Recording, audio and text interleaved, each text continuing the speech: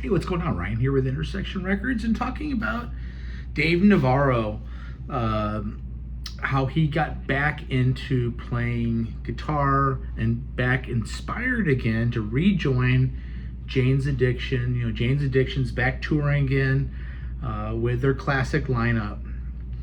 And Dave Navarro came off of their tour for the last few years because of a long battle with COVID, at which point, followed by the death of friend Taylor Hawkins. They had been working on an album together.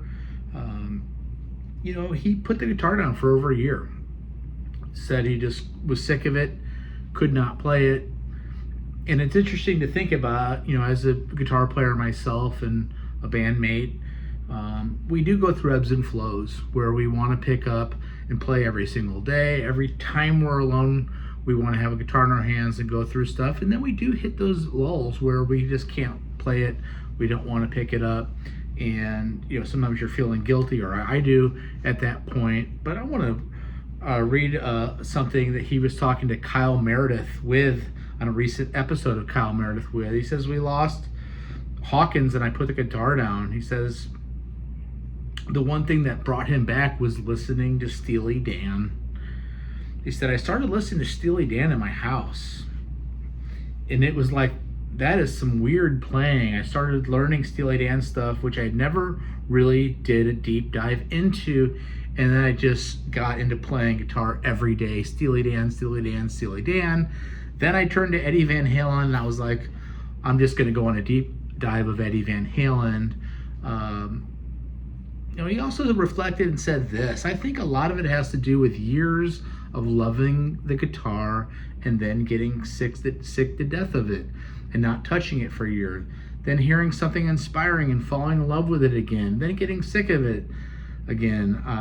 I think that once you fall back in love with it, you're like, let's effing go. He's been in a band for years. He's done everything. He's played every stadium. They've played those songs.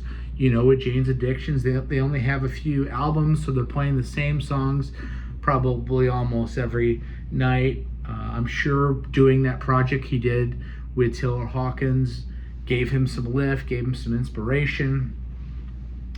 And when he did have that long bout with COVID, he came off the road with Jane's Addiction. They went on without him. And I'm sure he was fine with that. Let somebody go play my parts.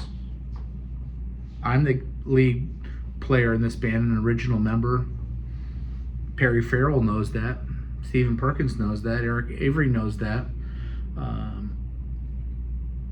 It's a better band with Navarro in it. Let somebody else go do that. I can't play right now. Kind of get that. You've been in this band for 35 years. You're in your 50s. And you just can't do it anymore. But you get inspired by something like Steely Dan that's different. You're like, well, what's that guy doing? What's Larry Carlton? What's Denny Diaz doing? What's Jeff Skunk Baxter doing on guitar here? And I'm going to pick my guitar up and I'm going to learn the Kid Charlemagne solo.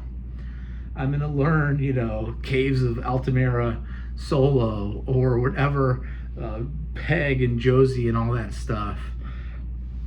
And it gets you back to where you were when you were young, when you were obsessed with learning things, and gets that instrument in your hand. And he's being honest here.